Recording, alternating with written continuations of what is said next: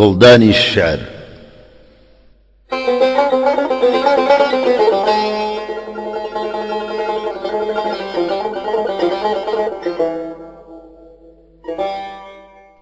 لەم ئەڵقەی بەرنامەی گوڵدانی شعردا گەشتێکەکەین بەناو دیوانەکەی ئەحمەد موختار جافدا.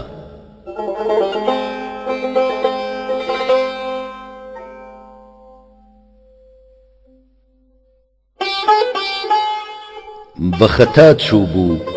خەتای کرد بە خودا مشتی خەتا، هاتبوو لافی لەگەڵ پەرچەمی تۆدا لێدا. بە ئومێدی ئەوەی ڕابورێ بە سەرما ڕۆژێ، کەوتوو من لەسەری ڕێگەکەیا دەست و دوعا. بەس بلاوێنە ڕەقیب وا دڵەکەم لەدلت بوو، سابکە لوتفێ لە حەق بەندەی خۆت تۆبی خودا. غەم و دەرد و خەفەت و عاجزی و دووری تۆ، زەحمەتە جێگە و گونجایشی بێ تۆ لە دڵا. کەوتە سەر ڕوومەتی ئاڵت عارەقی ناز ئێستا، هەرڵەی شەونمی پەخشانە بەسەر بەرگی گوڵا. زوهرە و مشتەری ئێستا کە لە خۆشی چاوت، وەکو سەرخۆش لە سەما کەوتنە ناو ڕەقس و سەما.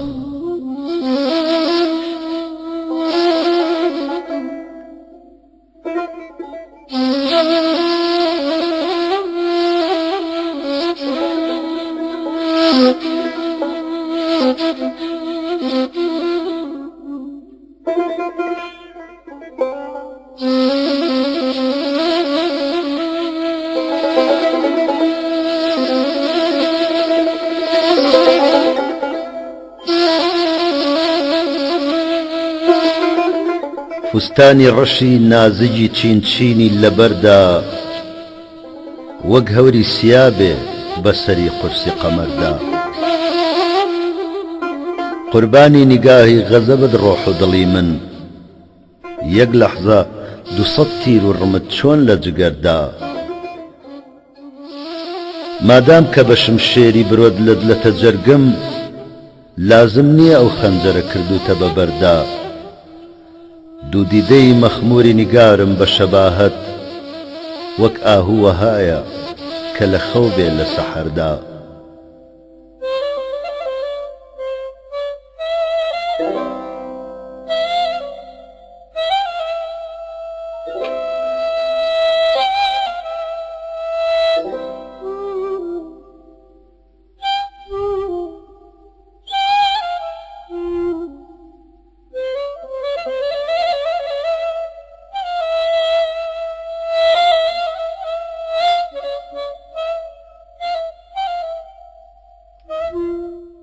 دەستێک کە بەداوێنی ئەتۆ دەستێ بە دڵ بم، چی بکەم کە نییە دەستێ بکەم خاچێ بەسەردا. قوربان وەکو خاچی بەری پێت کەوتووە دایم، ئەحمەد کە مەگەر دولبەر خۆی بێ لە گوزەردا.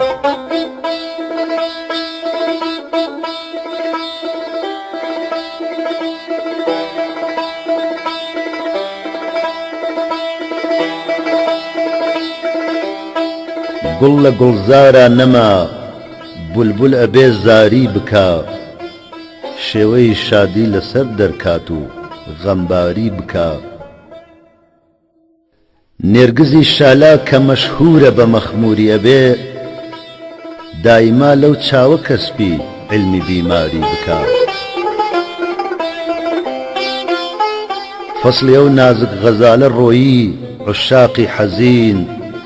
هەر ئەبێ سەیلی سروشتی خوێن لە چاوجاری بکا. تو خودا بادی سەبا بەو نازەنینە تۆ بڵێ، بەس ڕەقیب تەلتیف بکات و دەردی دڵکاری بکا. دولبەرم لەم شارە ڕۆیی ئەحمەدی بێچارەوە، بۆ سوباهی غەم ئەبێ ڕسمی سوپەهداری بکا.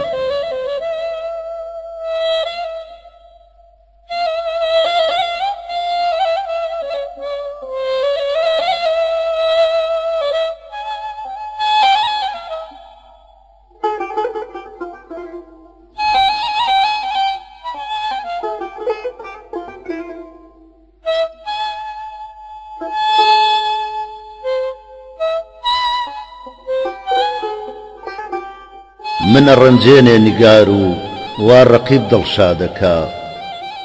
بێخو بنچینەی حەیات و عمری من بەربادەکە بێستون ئێستش کە وەختێ لالەی لێ سەوزە بێ باسی خوێنی دیدە و داغی دڵی فەرهادەکە بولبولی دڵ وا لە دەوری ڕوومەتی گوڵڕەنگی تۆ بێقەرارە شەو هەتا ڕۆژ ناڵە و فەریادەکە بێ دووکەر ڕوخسار و باڵایە و نیگارت دەرکەوێ گوڵ خەجاڵەت بارە بێ و پەست و نیگون شمشادەکە قەت نەبوو ڕەحمێ بە حاڵی ئەم دڵم کا کافرە شاهی من لە خوانە ترسە زاڵمە و بێدادەکە ئەحمەدی بێچارە بۆ دەرد و موسیبەت مایەوە دولبەری بێڕەحمیە و سەیر و سەفای بەغدادەکە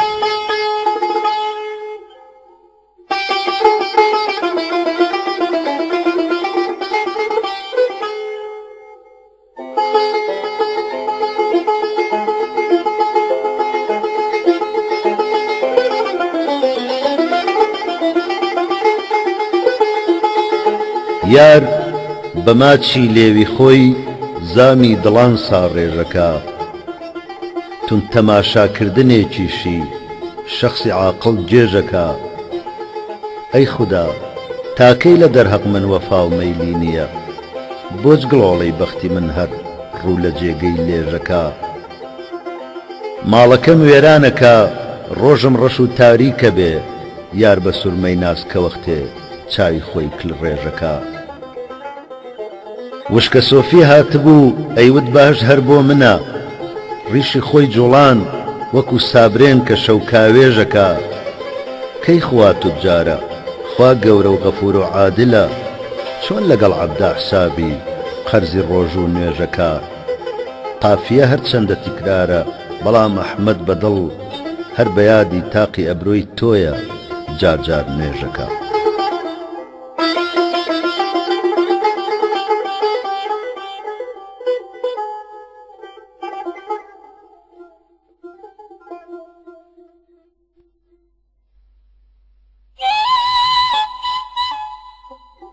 دڵ وەکو بلبول لە هیجری نەوگوڵی ئەفغانەکە ناری جەرگ و سۆزی سینەم عالەمێ بوریانەکە وا دیارە لەم وڵاتی کۆهسارە عاجزە مەیلی خاچی گەرمەسێر و هەم قەڵای شێروانەکە ئەم وڵاتە بێسەفایە ساردە بۆ عوشاقی ڕوود ئیشتیاقی بەرهەتاوی ڕوومەتی خوبانەکە بارش و بارانی هەوری چاوەکانم جاریە زەڵمە یاخ و تانجەرۆیە تێکەڵی سیروانەکە هەر کەسێ ئەمڕۆ لە ڕێگەی ئەو نیگارە ڕێی ببێ بۆ سبەینێک گەب بە موڵک و تەختی شاو سوڵتانەکە ئافەرین بۆ لشکری موژگان و زوڵفەینی سیاد وا بە یەکدەم موڵکی جان و دڵ هەموو وێرانەکە بەرقی ئاه و سەیلی دیدەی من لە هیجری دولبەرم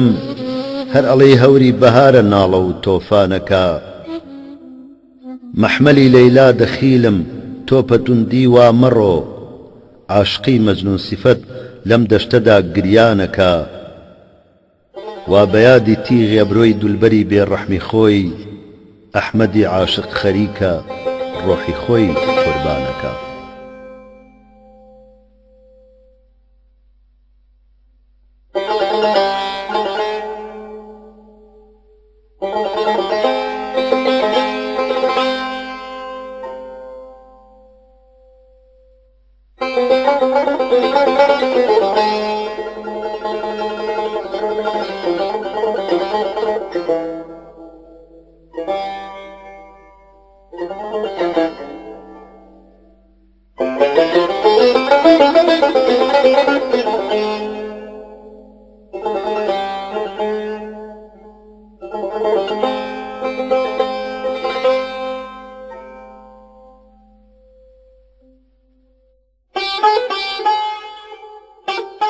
عادەتی ئەم چەرخەوایە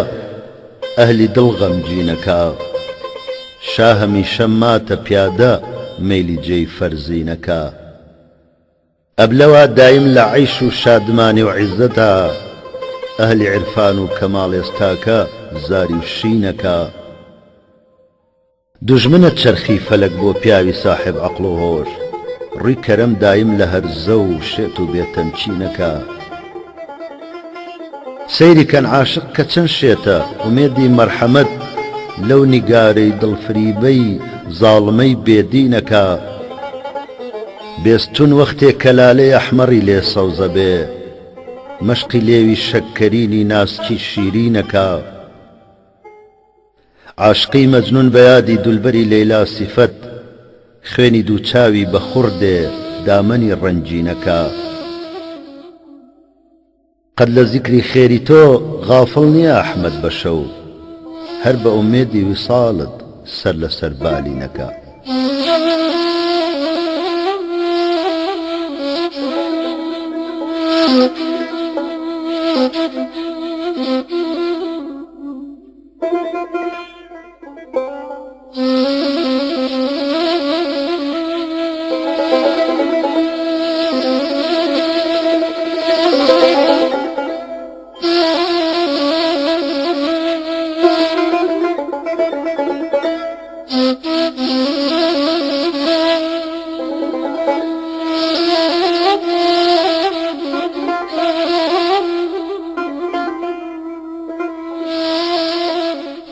خوێنی دووچاوم بە نەوعێ دامەنم ڕەنجینەکە هەر کەسەم بینێ بە حاڵی ناتەوانم شینەکە شێخی ئیرشاد و مرید و سالک و سۆفی و فەقێ ئەو بە یەک نوارین بە جارێ کافر و بێدینەکە هیچ خەنە پێویست نییە بۆ دەست و پەنجەی دولبەرم وا بە خوێنی من خەریکە دەست و پێنەخشینەکە قەت لە لێوی شەککەر ئەفشانی قسەی خۆشم نەبیست دایمە بێدینە مەشغوڵە دڵم غەمگینەکە وا لە هیجری قامەتی سەروی نیگاری نازەرین ئەم دڵم قمری سیفەت هەر گریە و ناڵینەکە گەر بڵێ ئەحمەد لە یاری بۆ سێ داوا بکە ڕووە چەرخێنێ لە تۆ گوێی لەو قسە سەنگینەکە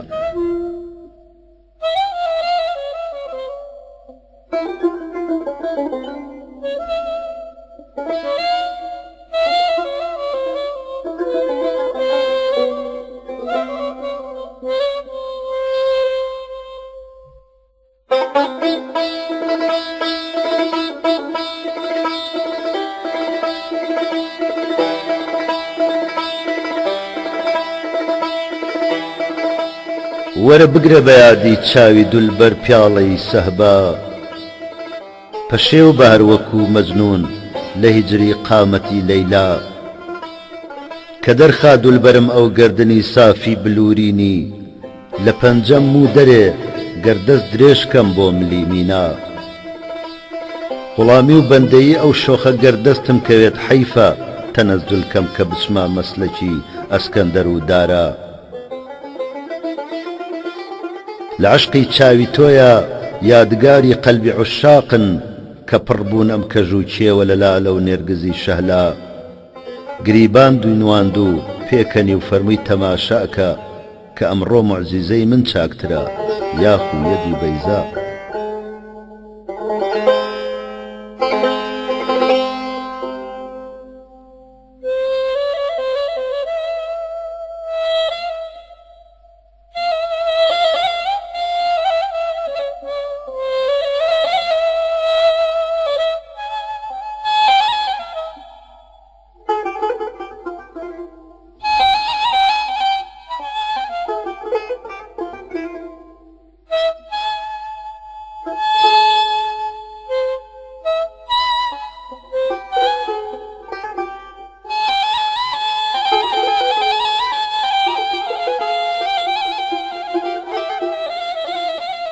مەیلی سەیری بەدرەکە دڵ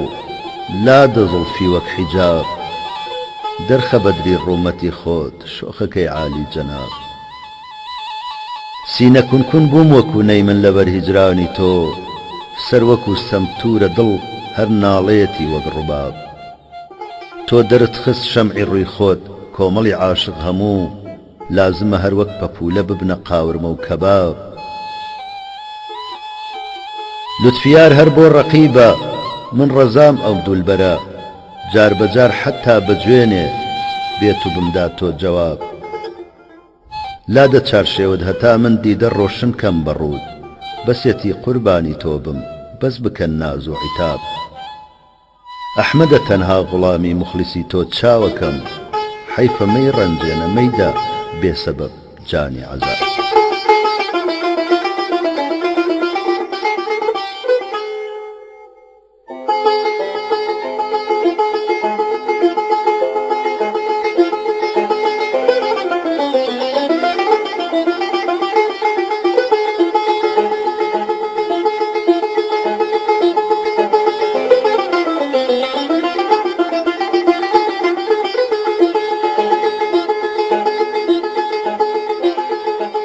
یار ماچی لێوی خۆی کە بکا ئێستا بۆم بەرات لام خۆشترە لە شەهد و لە سەد چەشمەی حەیات یا ڕەب لە تووکت و شەق و پەق بێ دڵم ئەگەر بێیادی تۆ بێ یەک دەم و یەک سان و یەک سەعات جارێ بە تیری غەمزە دڵم کونەکا دەمێ زەردەخەنە و نیگاهی لە نوێ پێمەدا حەیات فەرمووی برارە تۆ سەری خۆت لاچۆ زوو بڕۆ پێموت کەرەم کە ماچی دەمت ئێستا بۆ بەرات گوێندان و تووڕەبوون و قسەی توند و تاڵی تۆ لام چاترە لە نقڵ و لە جامێکی پڕنەبات قوربان وڵامی قاپیەکەدا ئەحمەدە بەدڵ سابی کوژە لە دەرد و ئەلەم بیدەزوو نەجات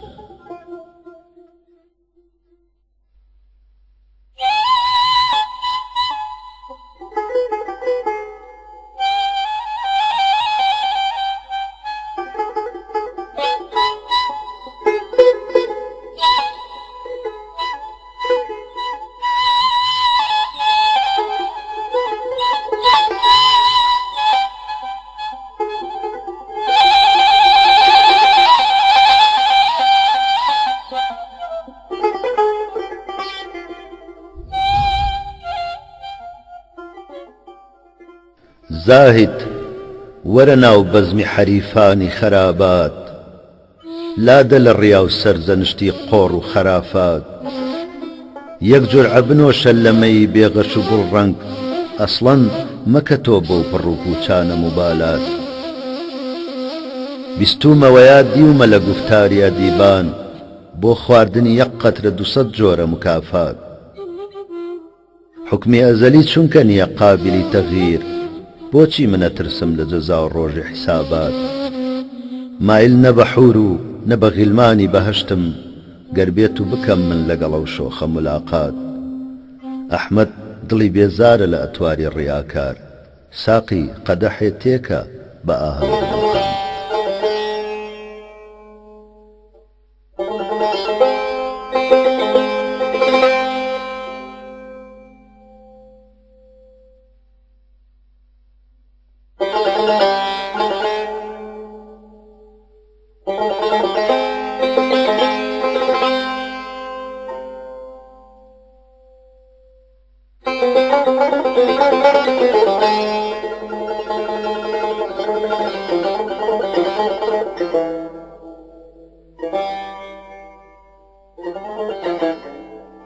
دڵم پڕخێنە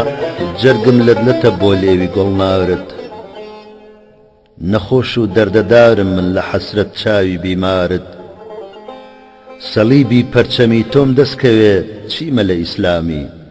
کڵێسە جێگەمە جانە لە عەشقی زوڵفی زۆنارد وتی عاشق ئەبێ بەم کوشتنەت مەسرور ببی چونکە لەناو عوشاقدا تەنها ئەتۆی قوربانی دڵدارت شکا بازاڕی شەهد و شەکەر و شیرینی قەنات لە ڕۆژێکۆ کە بیستویانە خەڵقی نوتق و گوفتارت ئەبێ کاغەز لە بەرجی گوڵ خەڵەم جانە لە عنبەر بێ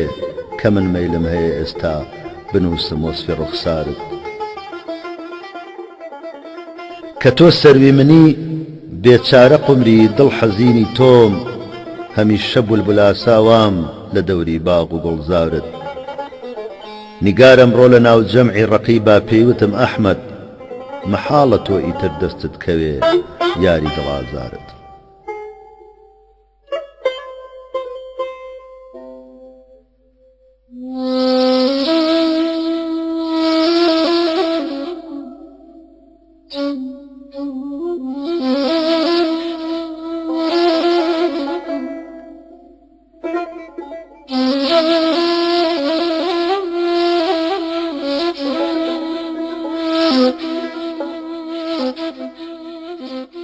دووچاوم خوێ نەبارێنێ لە عەشقی ڕوومەتی ئاڵت گرفتارە لە ناو زوڵفت دڵم بۆ دانەی خاڵت خوا کەی بێت کە من پەشتانی باڵا و قامەتی تۆ بم چ وەختێ پڕ بە چنگ بگرم دولی مۆی نەوڕسی کاڵت نەخۆشی خۆشترە لای من لە ساغی و سحەدەی جانە ئەگەر یەک هەفتە جارێ بێی بپرسی چۆنە ئەحواڵت بە شاهی عالەمی ناگۆڕمەوە ئەمڕۆ لە دنیادا جنێوی و توندی و قەهر و قسەی نالایەق و تاڵت نیگارە لێمە پرسی بۆچی وا دێوانەیە ئەحمەد لە عشقی چاوی تۆیە چاوەکە وابووم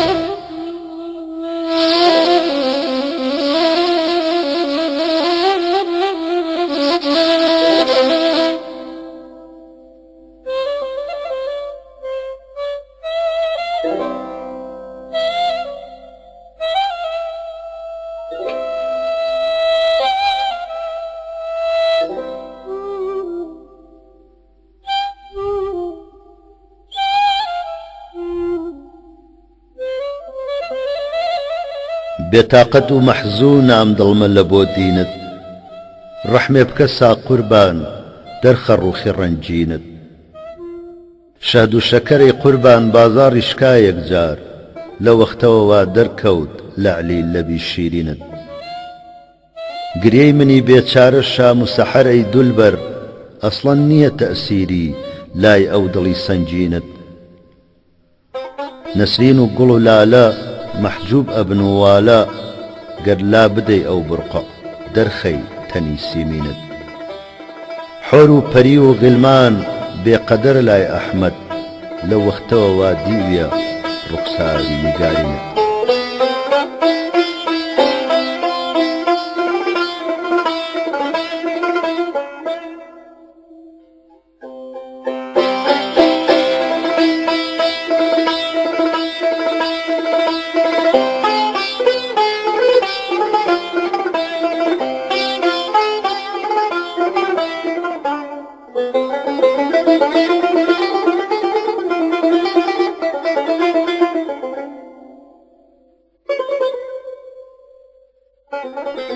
نییە ڕەحمەت لە دەرحەق عاشقی شەیدای مسکینت بڵێ پێم تو خدا کافر چییە تۆ مەزهەب و دینت بەخاکا پێ بنێ مەینێ بە دیدەی ئەشکبارمدا مەبادا دڕچی برژانگم بچێتە پێی حەناینت مەیەڵە ڕۆژی عاشق ڕەش ببێ ئەی یاری بێمروەت لەسەر سوبحی جەبینت لادە جانا زوڵفی چین چینت هەمیشە لارەزارە دەوری قەبرستانی عشاقت ئەکەن تەمسیلی لێوی لەعل و کوڵمی ئاڵ و ڕەنجینت کە ناوت دێنمە سەر لێوەکانم ئێستا ئەی جانە دەم و لێوم ئەچەسپێن پێکەوە بۆ لێوی شیرینت بە خەندەی نازەوە فەرمووی ئیتر بۆت فەخرە تۆ مردن کە ئەمڕۆ من بە ناز و لەنجەوە هاتوومە بالینت لە سایی ماچی لێوی ئەو شکا بازاڕی تۆ قەنات بە پولێ ناکڕێ کەس ئێستە باری شەهد و هەنجینت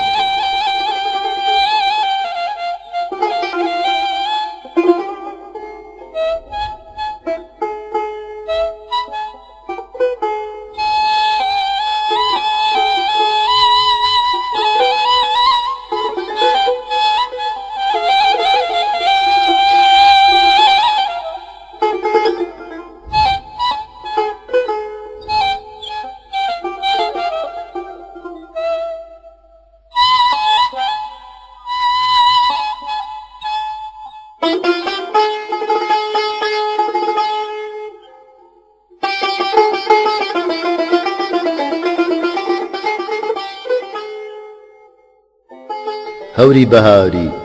بەسیەی تر ناڵە ناڵەکەت گوڵ عاجزە لە گرمە و ناوچاوە تاڵەکەت پێمت بڕێژە خوێنی دڵی عاشقت بەزار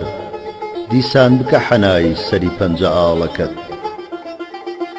حاڵی پەشێوە دڵ بە خەیاڵی دوو زوڵفی تۆ هەروەک وەنەوشە ملکەچە بۆ تاقە خاڵەکەت سەیری ڕەقیب کە وەک سەگە بۆ مانگە شەو بە شەو هەر لولە رووریە لە فیراقی جەماڵەکەت کونکون ببێت دڵی ئەحمەدە گەردەمێ فاریر ببێ لە یادی خاڵ و خەیاڵەکەت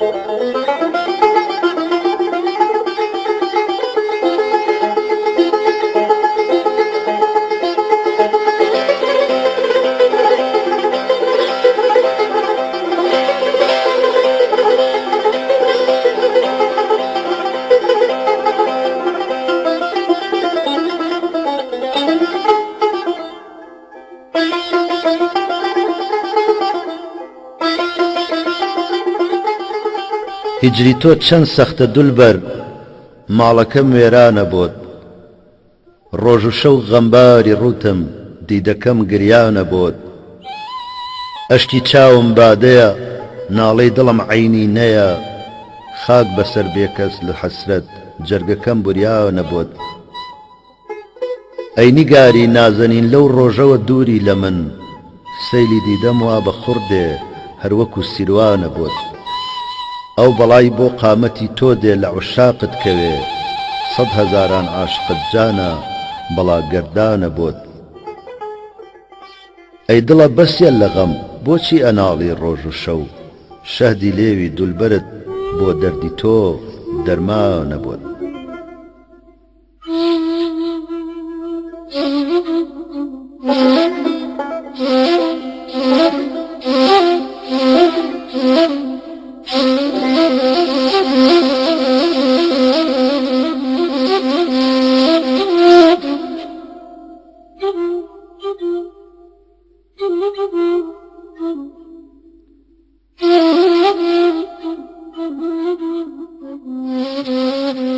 ڕەقیبی سەگ هەتا چاوم کەلا کرد منی دووچاری سەد دەرد و بەڵا کرد نیگار وەک ئاسکی وەحشی وەها بوو دەم و دەست چۆن لەگەڵ خۆی ئاشنا کرد کە دیمی ڕووی لە من وەرچەرخان و ڕۆیی بەهانەی ڕۆیینی شەرم و حەیا کرد شکر ئەو شۆخە دەردی عاشقی زار بە ماچی لێوی شیرینی دەوا کرد کە تۆ ڕۆیت دڵی بێچارەی من ویداعی خۆی لەگەڵ عەیش و سەفا کرد نەتەنها ئەحمەدی بێچارە ڕووتە قماری عەشقی تۆ ژای دەدا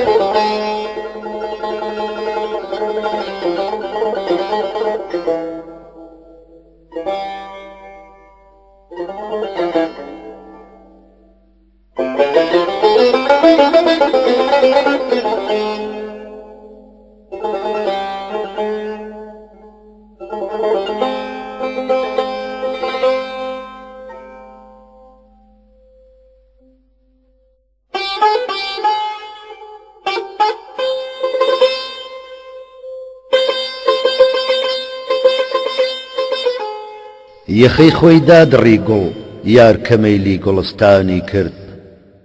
لە داخی قامەتت سەرویش لە باڵای خۆی کەمانی کرد لە تارمەی ڕوو بە مەغریب خۆی نیشاندا ئەو کڵاو لارە وتم یاران کە حەشرە ڕۆژ لە مەغریب وا عەیانی کرد ڕەقیب شەرتە لە داخت تەرکی کەم من بەندەی یارم دڕک سامژدە بێ بولبول کە تەرکی ئاشیانی کرد شەشی ئەیلول ئەزانن ئێوەی قەومی وەفا کردار ئەوە ڕۆژێ بوو دوژمن قەتڵ و عامی کوردەکانی کرد بتی پەیمان شکێن ئەی یاری کافری بێ ڕەحم و بێ مروت لە داخت ئەحمەدی بێچارە وا تەرکی ژیانی کرد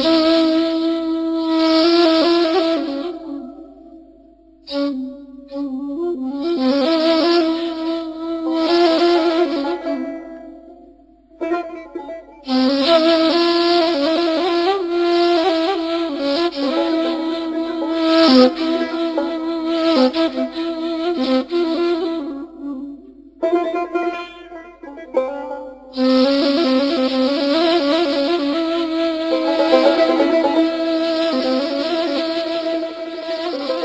کە دولبەر خۆی نواند خورشیدی خاوەر زوو فراری کرد خەجاڵەت ماو بە زەردی عەزمی پشتی کۆساری کرد بە سۆزی سینە ناڵانی لە فەسڵی پاییزا بولبول کە ڕۆیە ناو گوڵستان و خەیاڵی نەوبەهاری کرد خوار ڕۆژی ئەزەل ئەو بەژن و باڵایی کە تەسویر کرد لە شەوقی ئەو بوو خەڵقی عەرعەر و سەر و چناری کرد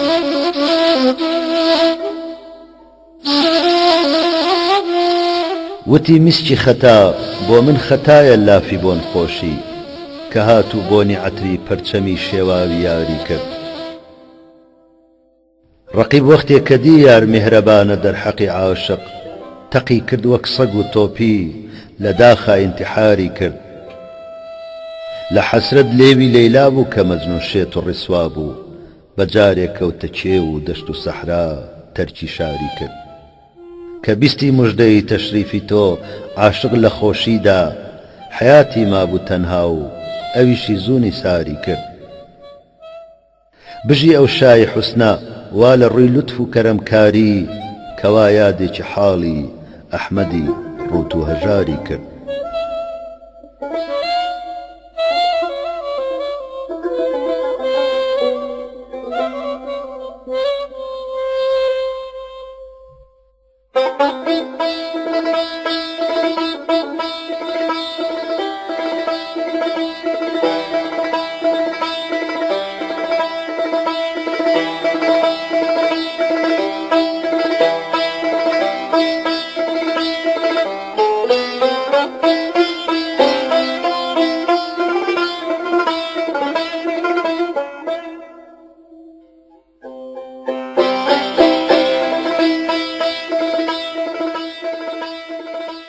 ئەگەر بینێمە سەر خوددەی وەکو دنگ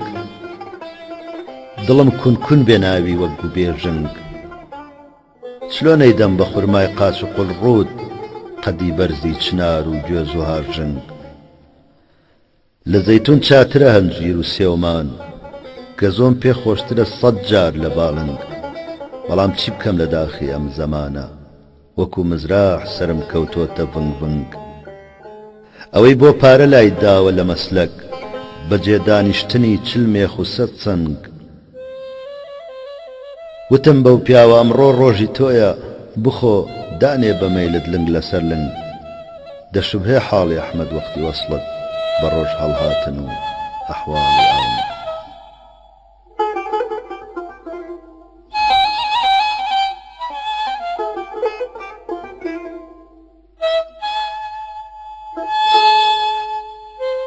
نمونەی ڕووی تۆیە پەڕەی گوڵ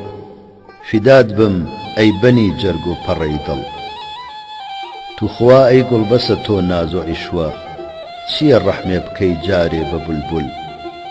نیگارە چی ئەبێ ماچێک کەرەمکەی بکەی مەقسوودی ئەم بیمارە حاصڵ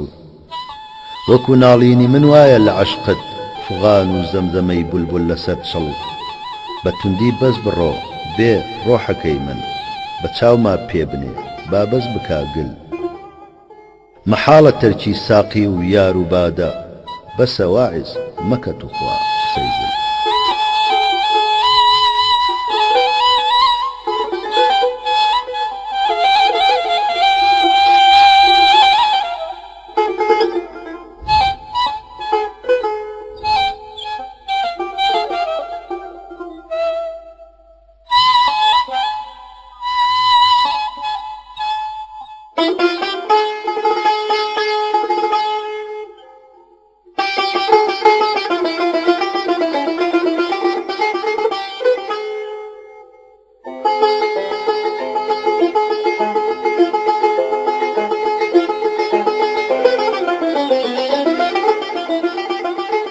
درگ هاودەمێتی بولبول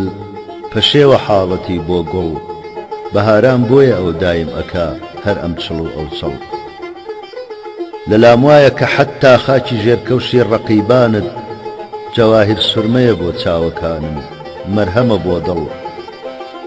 زەمان بەم حیزیە تاڵع بەم ناسازیە ئەمڕۆ نگاریش لوتفی وابێ چۆنە بێ من مەطلبم حاصڵ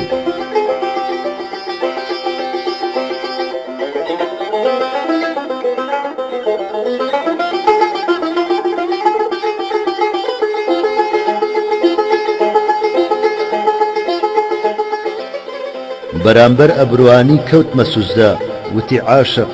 ئەگەرچی قیبلەگاهی تۆ کەچە نوێژت نییە باتڵ تەوافی کەعبەی دەرگانەکەت تەنها لە من مەنعە لە قورئانە ئەڵێ ئاياتی ڕەحمەت قەد نییە نازڵ تەپوکۆی ترپەترپی دڵ بە گرمە ئەم شەوەی باران فیدای ئەو شۆخە تەشریفی کە دێتە مەنزڵم باقڵ دەخیلم تۆ بزانە دەست و پەنجەی نازەنینێکە بە گۆزەی تێمەگە حەیفە توخوا تۆ مەیخەرە ناوگەڵ وەکو موسا هەموو ئەعزای کە ئەیبیز ڕۆژی کێوی توور لەسەر تا پێم ئەناڵێ وەقتی هیجرت نەک بە تەنها دڵ ئەزانی قەدری ئەحمەد کەی ئەزانن ئەهلی ئەم شارە لە دنیا دەربچێ و بمرێ و بچێتە ژێری خاک و گەڵ